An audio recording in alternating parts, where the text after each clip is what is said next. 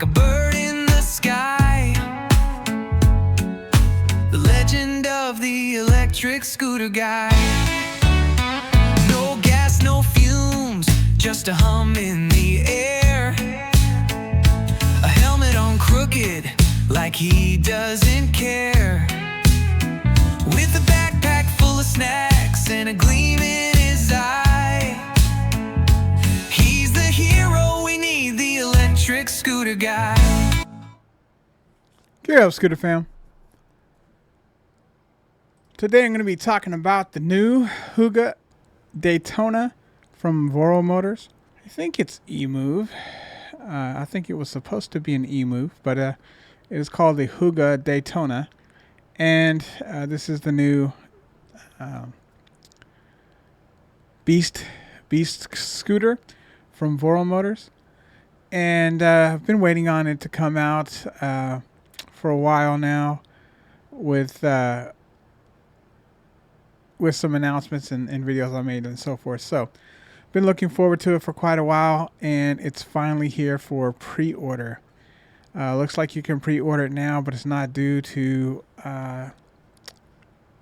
ship maybe or delivery between the end of July, early August.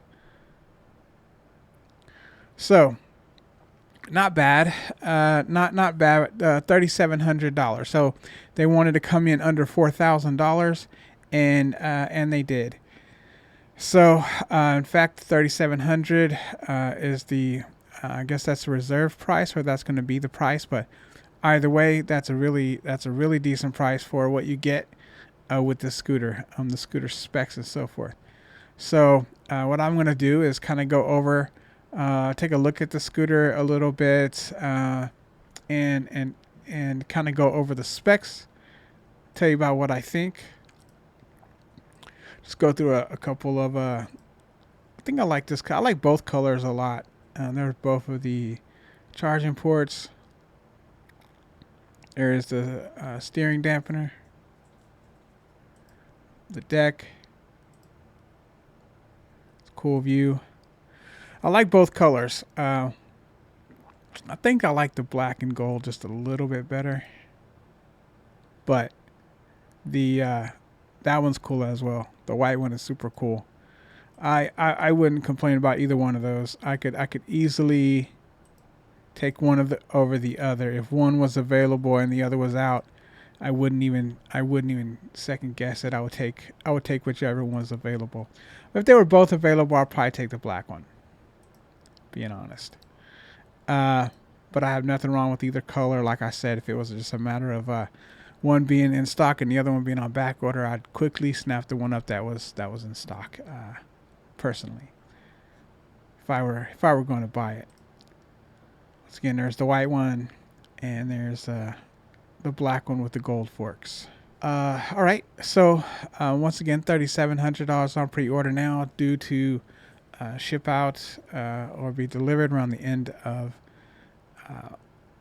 July or beginning of August. So still, a month and a half away, a couple months away, something like that.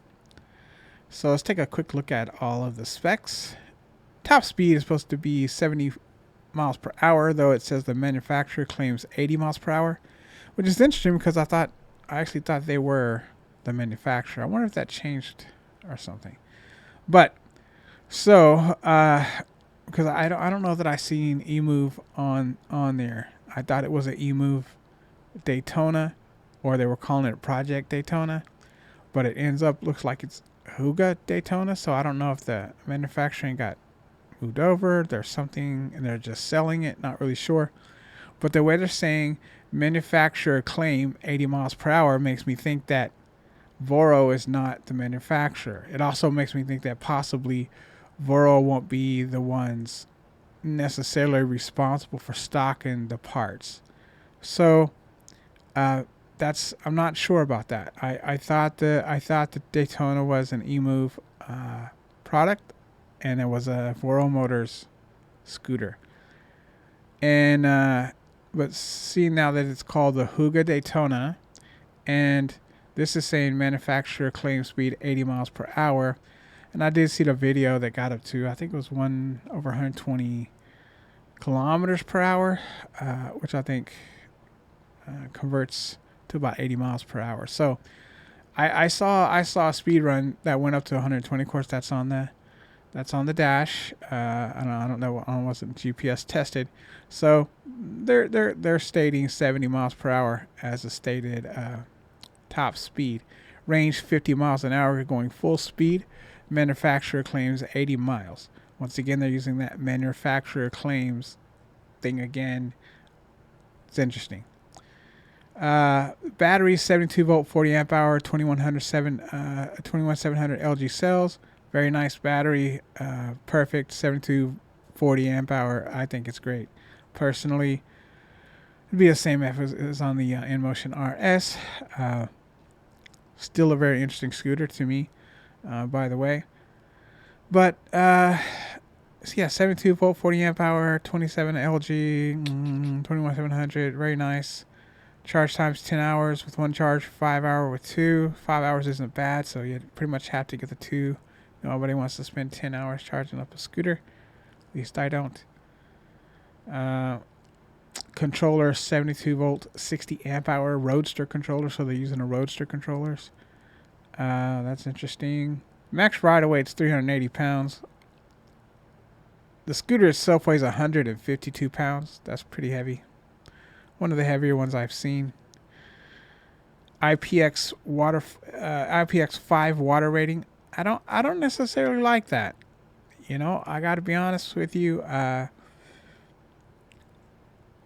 To design a new scooter in 2025 and it only be IPX5 rating, I think you guys are missing the point on something there. Any scooters that's less than IPX6, IP66, whatever, the water rating being 6, they're trying to catch up. At this point, they're trying to catch up. Now, the Klima is an IPX5, IP55, one of the two, and perfectly fine. I have no problems. I knew that, but if I were going to design a Klima 2.0 or 2025 edition, or even that's a little bit more understandable because of the Klima's already designed. But let's say Nami comes out with a completely new scooter, completely new. It's not the Klima, it's not the Bernie, it's not the Blast, it's not the Stellar, Super Stellar, none of that. It's a completely new scooter. And it was an IP55. I mean, that's, to me, that just doesn't make sense. I don't think that makes sense. You've already got scooters out there, such as, once again, the InMotion RS, that is an IP66, IPX6, whatever it is. And I think that's the standard. I think that's the standard for a scooter that costs the kind of money that it costs. You don't want to have to worry about getting your scooter wet and having a problem. Now, it's going to happen, and yeah, you're probably still going to worry about it, but you want some kind of, feeling of maybe not having to deal with that. If someone says, well, it doesn't matter because they're not going to cover water damage anyway, which may be true, but it doesn't mean you don't want it protected, right? If I see it's rated for IPX5, I think they didn't do a good enough job of making sure it was better waterproof. I don't want to have to worry about riding that scooter and it being a little wet out. I don't ride my scooter in the rain, but I ride my scooters quite a bit after the rain, and it's still wet, and I'm not waiting for it to dry up before I go ride my scooter. So, when I first got my scooter, I didn't think it was as big of a deal. Like my Journey Max was like an IP54. That was like the lowest one I ever have. I don't think I could buy a scooter now that was less than anything besides the IPX5, IP55. But I prefer to buy one that's IP66 or IPX6, like the Apollos that I have. Once again, because I don't want to have to not take my scooter because it rained yesterday, or earlier. if it's raining, I'm not going to go out on my scooter. If it rains while I'm out on my scooter, I would like to finish what I'm doing, possibly, depending on how heavy the rain is. But if possible, I'd like to finish what I'm doing or head back home in the rain. I don't want to have to worry about running under a bridge and waiting for the rain to pass. Even then, it's still going to be wet out. So, it's just I wouldn't intentionally take my scooter out in the heavy rain. Why would I? I'll be soaking wet. I carry a jacket that's kind of got like a windbreaker that would help if it starts raining in my backpack. So I'm somewhat prepared, but still I'm gonna get wet. My legs, I'm gonna get wet, and so I wouldn't put that on myself. I wouldn't intentionally go out and do something like that to myself or my scooter. But if it's been raining or there's a chance of rain, I think I can maybe get back in time or maybe just miss it, whatever. And it happens to start coming down while I'm out, or the forecast said 50% and I went out and the 50% went the other way for me. Whatever it is. I don't want to have that feeling of like, oh, is my $4,000 scooter going to get messed up because of a puddle or because it's raining a little bit. Not because I intentionally went out and did something. Not that I'm going and spraying water jets. I'm not trying to intentionally, test the scooter for water. I'm not trying to do that. Just don't want to have to worry about it. So that's one thing I gotta give. Like, just looking at it, like, that's a ding for me. Like, IPX5 on a $4,000 scooter in 2025, it should at least be a 6. All right. Rant over on that. Max hill climb 45 degrees. That's fine. The color display looks great to me. The throttle. Let's talk a little bit about the throttle. All right. So here's a throttle. While we're talking about, just looking at the throttle real quick. Here's the display as well. Ambient data. The scooter's a cool scooter. There's no question about it. But anyway, so here's the throttle. It looks like they've got this reversed thumb throttle, the paddle style throttle. So instead, they've turned it around, and so you use it like a trigger throttle, as you can see here, but it's a finger throttle. And personally, I don't like that at all. And I'll be willing to try it to see what I thought. I mean, I wouldn't, I wouldn't not try it, but I can look at it and, pretty much tell you I don't think I would like that. And the reason that I don't like that is because I don't really like using my fingers for the throttle at all. I don't want to use my fingers for the throttle. My right thumb is really everything I need for the throttle. I don't necessarily want to twist it. I don't want to have to do that. I don't want to have to do this. I want to just push the throttle either down or in. I don't mind the vertically actuated thumb throttle, and I don't mind the paddle style thumb throttle. I like them both. And so I prefer probably the paddle style just because of the control. Having ridden both, but once again, like for example on the Apollo City, great throttle. Not jumpy, smooth, no problem. Use the same throttle button as the on the opposite side for the regen brakes, and they're both great, high quality mechanisms, and so I have no problem with them whatsoever. But this is interesting. So my only question is, can it be reversed? For me, this would be okay. I would either have to order a new throttle or flip this one if it can be flipped. If all they did was flip it on the handlebars or something, as long as I can flip it back and still use it as a paddle style throttle, I think that would be cool. Now, setting it up this way for people to try out, and if they like it, that's fine. I get it. If they think that's the coolest way, I do remember them saying something like that. For some reason, I thought it was going the other direction. But either way, I like it better than a trigger throttle. I like it better than looking like a second brake brake lever. You know, I don't like the double lever thing on anything. It's just, to me, I would get confused. This doesn't seem like it would be as confusing. I just don't like it because the grip. You know, when I mean it's okay. You could do it with the one finger. You know, like just like on a thing, but and I don't think it would be as confusing because of, you know, it sits way down there. You're squeezing it, and then you let up, you squeeze the brake. I mean, I definitely could probably get used to it, but I think I would rather just reverse it. So, like I said, I would try it out, but I'd probably want to reverse it and turn it into a regular paddle style throttle. And so, if that's possible, that would be great. Otherwise, I would probably want to replace it and use a standard paddle style throttle like I have on my Klima. All right, so we got 13-inch tubeless tires with self-sealing gel, 4-piston hydraulic brakes, so very nice. 13 inches is huge, tubeless with puncture resistance. 4-piston hydraulic brakes, headlights, deck lights, brake lights, signal lights. So I don't think they had those on the prototype, but it looks like they're all here now.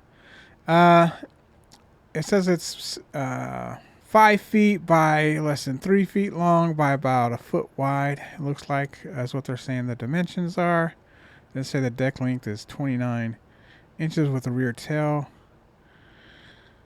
and the deck width is 12, about a foot wide. So, talking about the dimensions, it does look a little bit boxy. It looks a little bit boxy to me. It seems taller than it is long, if that makes any sense.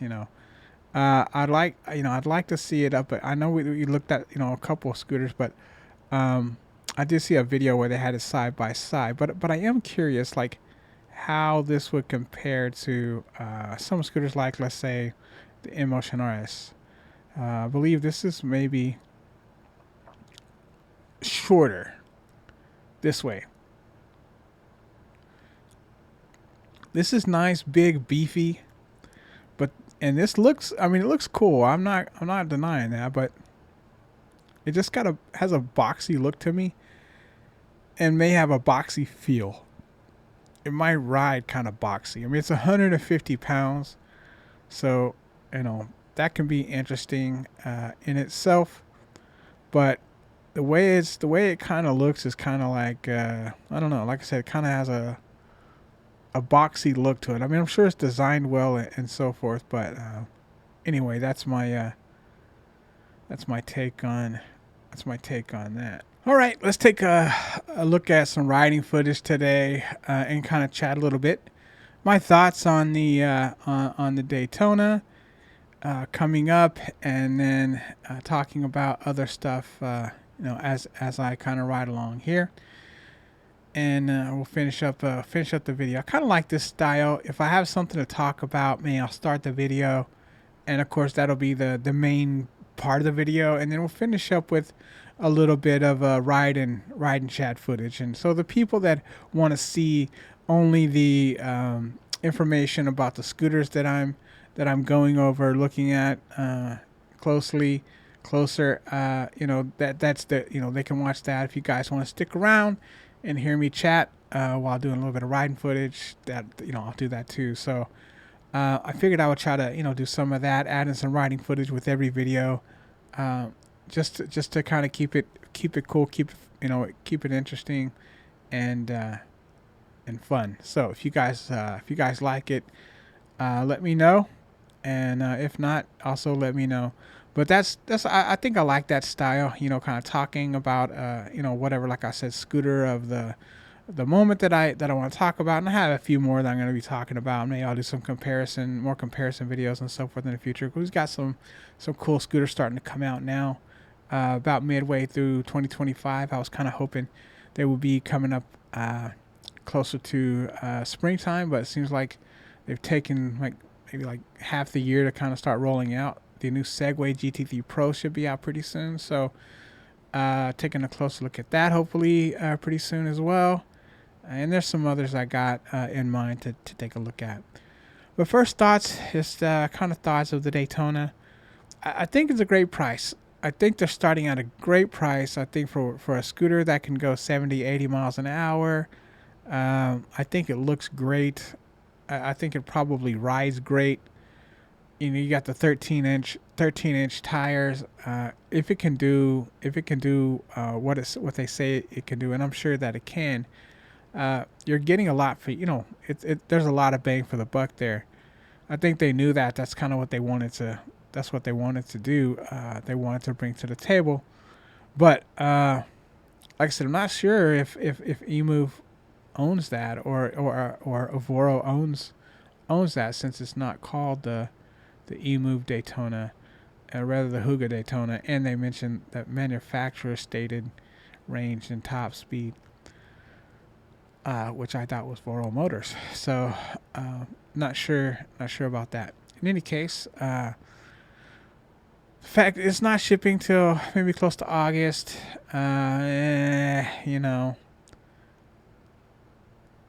That's it's fine.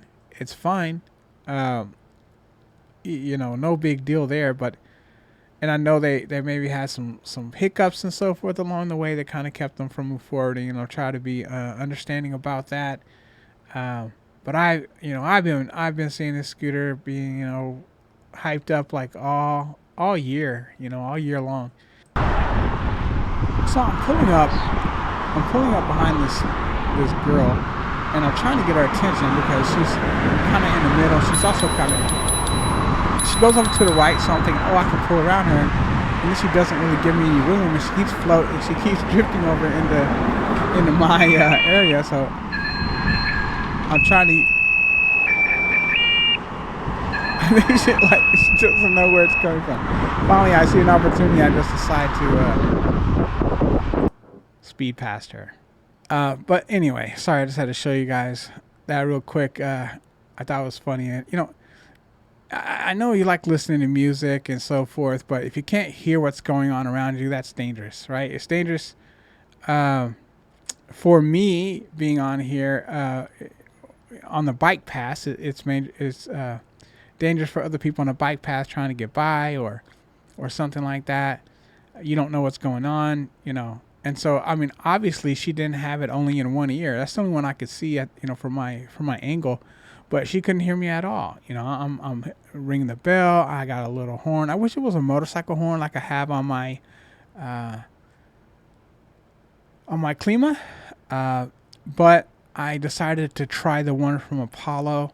And maybe there's a way to do it, man. I need to watch something else on Apollo, but the whistle is the loudest. If I could use the whistle, I think maybe that would get attention. The whistle seems to, but the other stuff is like a jing, jing, jing, and I have no control. Like I have no control which one does it. I don't understand how quite to.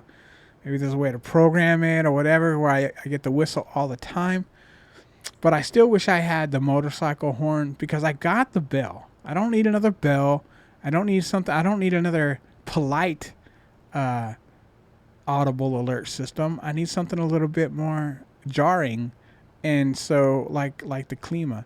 Now the Klima doesn't have a bell. It's got the motorcycle horn. So I've got only I pull up behind someone like that, and I've got to scare the crap out of them and blare my horn at them. So I need a bell for the Klima, and I need a real horn for the Apollo City. Like I said, I tried their horn out, but it's the whistle is okay. I feel like maybe because it's so sharp and it's pretty decently loud that probably it kind of sounds like a traffic cop. So if someone blew a whistle or you were doing something, you'd probably stop them like, what's who's blowing a whistle at me? So it is loud enough that I think possibly you could hear it if you didn't have your music blaring in your car, kind of thing. But you're probably not going to hear much, even the horns, my motorcycle horn. So, but I could be wrong. In any case, I considered maybe getting something like a motorcycle horn for the city. We'll see how it goes. Right now, I got this one. I tested. I wish there was a way to, like I said, dial it in and make it was only the whistle. And then if I could use the whistle all the time, I probably would be satisfied for now with that. But the way it bounces back and forth, and I've got to keep shuffling through it, to use it. So you can see here there's two buttons, and it doesn't matter which one I push. They both just seem to cycle through the different sounds. And so I don't know, I don't know how to change that. If there's a way to change it. I hold down the button when I get to the one I want. I don't know. So if there's some instructions or something, Apollo, hit me up. Let me know. So yeah, what I'm doing today, by the way, is I'm going to grab some food. I have 2 stops to make, though. I thought it'd be kind of fun. My wife wanted something different than I did, so I decided to go to Taco Bell for myself, and then go to Sonic for her. She didn't really want anything. She just wanted a snack and a shake, or whatever. It's not a shake. It's a cream slush or something like that. But anyway, so yeah, I got a Taco Bell here. There's an Uber driver, and that's a pretty cool little Uber car. I could never do Uber. I could do DoorDash. I've done DoorDash. I could put food in my car and drop it off, but I'm not picking up drunk people in my car. I don't want anybody in my car. So anyway, I'm gonna be in here, and then I'll come back out and head over to Sonic. All right, so got the Taco Bell. We're going to head over to Sonic for my wife. This is the first time I've tried to go to Sonic in a drive-through. I've not tried to go through this Taco Bell drive-through yet. Taco Bell can be a little complicated the way they give it to you. I mean, I could do it, but I'd have to pull off. I'd have to pull off and kind of redo everything anyway. I mean, I did that at Slosky's before, and it's not too bad, but just haven't tried it with Taco Bell. McDonald's was pretty easy. It's got a burger. They put in a bag. Boom. I have this thing here if I need to get a drink or something like that, so I can handle that all within my in my front here, which is why I like this bag so much.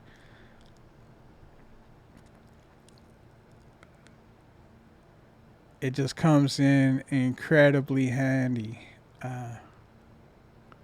as you will see. All right, so I'm like I said, I love this bag. I love this little bag. I can just come right here. They didn't give me any problems at Sonic. I mean, I didn't really think they would too much. I'm just pulling into this little spot right here. But yeah, they took my order. No problems. Give them a little tip there. Seems like you got a tip for everything these days. I mean, Sonic's not just reminded me. I'm not saying Sonic isn't anybody you usually tip the Sonic people when they come out, but it seems like they tip for everything. I mean, everybody wants a tip these days. I know this has nothing to do with electric scooters, but it just reminded me when I saw that. It's like everywhere I go, I walk up to buy something in a convenience store. I go to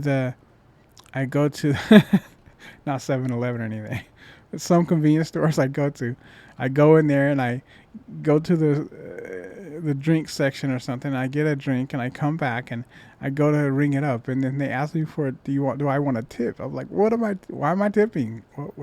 I'm not understanding. So, or whatever it is. The point is, like, they're not doing anything except standing behind the register and ringing me up, and they want a tip. I don't know. So I mean, I've worked for tips, and so I try to be pretty generous with tips because I've had to do it when I was younger, working on tips, and I've done some DoorDash and stuff like that as an adult. So I appreciate tips like everybody appreciates tips that work for tips. But some things I don't think I understand. I don't think I understand what I'm tipping for. We live in a tip culture these days. I think everybody has to tip for everything. So I have a problem with that. Once again, my wife, she's like, oh yeah, we just tip them. And I'm like, no, like I don't understand. Like, why should I have to feel like just because you put it on there that I should tip? It's customary. It's customary because you said it's customary. It's never been customary before now. Uh, Once again, didn't want to get sidetracked on that, but that's my rant about tips. I don't have a problem with tips, but it's getting out of hand. All right. So here comes my food. Oh, maybe that's not mine. She brings it out to me in a minute. I thought she was bring me mine. Mine will be coming back out soon. But anyway, so that's why I love this bag. I think I said it before, but I really think the Apollo City, and I'm not the first person to say this, so I'm not trying to claim that I am, but I say that I have to agree with people who say it's the perfect commuter scooter. So as far as I'm concerned, it's the perfect commuter scooter, and that is because for me it has, and I don't commute. I run errands. I don't, perfect errand scooter, whatever. Uh, it's that type of scooter. Uh, I'm just riding it around, taking care, running errands, doing fun little trips, taking care of little stuff, daily stuff. I order all my groceries from Walmart, so my major groceries are delivered to me weekly. Um, I don't have anything for the most part as far as major to go do. Uh, there's so many things that, and I work from home. I don't have to go into work, so it's just little trips that I have to take, and I try not to put so many miles on my car. I think last the first year I had my car, I put maybe 1,000 miles on it, and I didn't even have a scooter. And so I was curious when I started riding the electric scooters. I was like, how few miles can I get on my car if I just ride my scooter for all these little trips that I normally would take to in my car. I'll probably do more because I have the scooter. I'll give you that because I want to find something to do. But here it is. But it's enjoyable, and so I like it. If I have something I need to do, there are definitely errands that I run, uh, going to the store for things, the pharmacy. I don't have. I could probably set up like a mail service pharmacy or something like that, but I don't have that. I go in to get anything I need from the pharmacy for me or my wife, mostly my wife. Um, but I have a couple things I have to pick up for myself time to time, and uh, so here they brought this. I probably would have been okay, but if it if it gets a little warm in there and it starts to shake around a little bit in the bag there, it could spill out and get a little messy. So I used the Yogi Steve trick. I said that before, but shout out to Yogi Steve for this hack, this scooter hack. So I had this bag in my once again my little. I had this 7-Eleven bag, a plastic bag in my scooter pouch there in the front of this bag that I have, just a random little pouch, Velcro pocket there that I put it in because they gave me an extra one, I think, by accident. I asked for one and they gave me two or something like that. So I used the one and then I put the other one, the extra one, I put in that little pocket there in front, and so I was able to uh, remember that right then. I was trying to think, like, I started to ask for a plastic bag, and I'm like, I was like, you know what, they already brought it out. I don't want to bug them, and I was like, oh yeah, I have that extra one. So I got it out and put it back in, so I don't have to worry about it spilling in there. I've done it before, even with soda, but it will leak out a little bit. So the Yogi Steve method is the way to go. So and as you could see, everything I could do, I did right there. For that, that was a little small thing. It's got a little, some food, kind of like if I went to McDonald's or something. It's got a little bag with a burger or whatever. That's not a burger, it's some pretzels, but whatever. So it got little pretzels. I put it in there. I get the drink and I put it in there. If I have my little plastic bag, which after this experience, I think I'm gonna make sure that I have an extra plastic bag in there just in case, because when I go up there and I have to ask for a plastic bag, and then they have to bring me a plastic bag, and then I'm sitting there. So if I already know that I'm going to be getting a drink, I can have that plastic bag ready in the future. And when they hand it to me, bag it, stuff it, done. Instead of me having to take it, I put it in there, I bring it out. I think I'm going to keep a bag in there. I currently have a bag in there because this bag did not get messed up at all. It did a perfect job. It didn't leak. It didn't melt or anything like that. So this was a successful transport of the shake with or whatever cream slush with nerds, as you could tell, and so that was a perfect transport of the nerds cream slush from Sonic, and I was able to pull that off and keep the bag because the bag didn't get anything on it, so it's still in my little pocket. But I think I'm gonna keep it there. I think I'm gonna rotate it out or something like that. When I I'm always gonna have something in there. If I happen to use it and it gets messed up, I'm gonna go to the trouble of putting something in there. So I have bags that get delivered to me. I can stick some kind of bag in there, but I'm definitely gonna keep a bag in both of mine, on the Klima and this one. I'm gonna keep it in there just for those situations, because when I pull up there, it just works too well, and so I prefer that, to be honest. I prefer the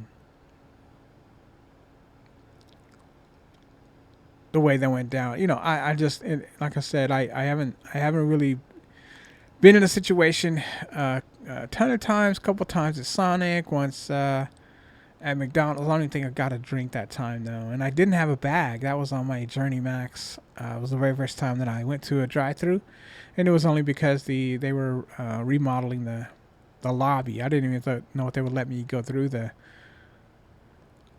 drive-through on there, which they did, and then later I tried to go through again. They didn't. But the two places that I found that don't mind if I go through there is Slotsky's, and of course Sonic let me pull up in their little thing there. So I'll probably try to do that from time to time for fun, because I enjoy it, and I try to find things to do on my scooter. So once again, overall, the Daytona is a good scooter. I guess I'm just in a hurry for it to come out and see what it's about. I seriously considered getting the Daytona a couple of times already, and so it's been on my mind. It's been a consideration. It's been a real consideration, a real thought. It may be a consideration in the future. I'm gonna keep an eye on it. I'll be watching reviews and so forth. Once again, I considered trying to be one of the first people to get it. And I thought I could time it, but it's really stretched on. I may get one. I may get one in the future. But at this point, since I'm not gonna be that I know of, unless I get a surprise, I'm gonna be one of the early people that get to review this scooter in person. So I'm not gonna have it in person, if at all, now. So I'm definitely gonna wait. I'm definitely not gonna jump the gun or do anything at this point. I'm not really in the market, but like I said, I did consider it, and it was a consideration more than one time. And but I think I'm just gonna wait. At this point, I am gonna wait and see. Like I said, we'll see how it goes. But I'm gonna wait. I'm gonna wait and kind of watch other people's reviews, see how they like it once it's fully released. I think they've done some cool things. I think they've done a good job on design. I think they've done really well to get it in the price that they've got it in. So that's good. and I like the scooter. But there's a couple other scooters I still like too that are close in price, that are comparable. And I'll talk more about those in the future as well. But I like the scooter. I think it's worth the price. I think it's a good price. I think it's one of the scooters that when they come out, when they drop, they did a really good job of pricing that scooter, building it for a price that I think is worth it. The one probably biggest complaint that I have just looking over it is that the IPX5 rating, which I think is probably just a little bit behind the times, especially for a scooter that expensive. You want to protect your nice scooters, and so if you get a nice scooter, you want it to be less of a concern. Take the Mars XTR for example. Similar scooter as far as price. You can get it for about 34, not 37. But if you look at them closely, this is a little bit, or the G Space, Mars XTR, T-Wing Mars, whatever it is, same pretty much scooter. When you look at those scooters, they perform similarly.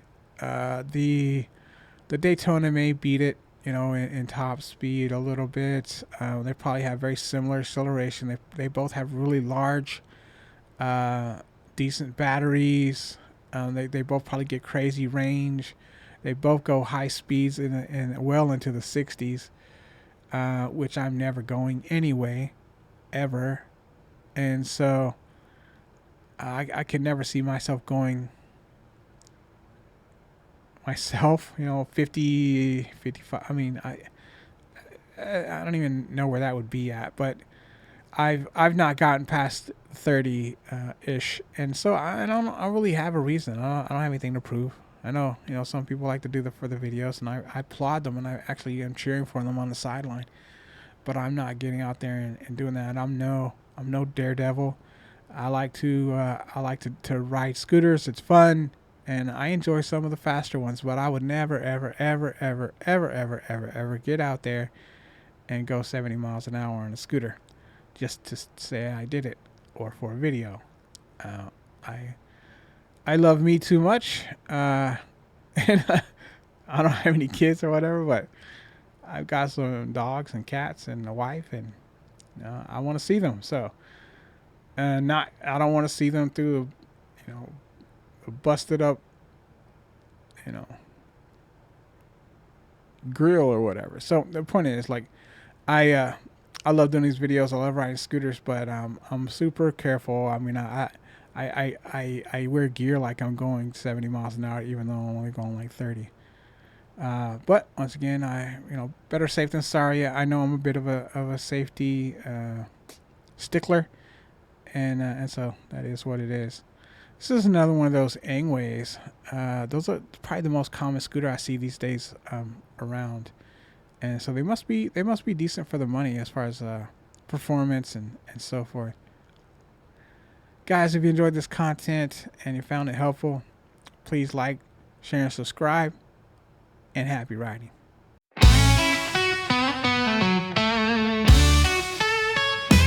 He's got wheels and a dream on the fly. Zooms past the world, electric and spry. Through the city he weaves like a bird in the sky. The legend of the electric scooter guy. No gas, no fumes, just a hum in the air. A helmet on crooked, like he doesn't care. With a backpack full of snacks and a gleam in his eye. He's the hero we need, the electric scooter guy. Oh, scooter guy, you're flying so high, dodging the traffic as you glide by. Street lights flicker as you electrify. You're the one and only electric scooter guy. Potholes can't stop him, he jumps with flair. Wind in his face, like he just doesn't care. while sipping a chai. The unstoppable electric scooter guy. Ah, yeah. Late night rides under neon glow. His battery's low, but it still won't go. He's a rebel on wheels, no need to comply. Forever rolling, the electric scooter guy. Oh, scooter guy, you're flying so high, dodging the traffic as you glide by. Street lights flicker as you electrify. You're the one and only electric scooter guy. Oh, scooter guy, you're flying so high, dodging the traffic as you glide by. Street lights flicker as you electrify. You're the one and only electric scooter guy. Electric scooter guy. Electric scooter guy.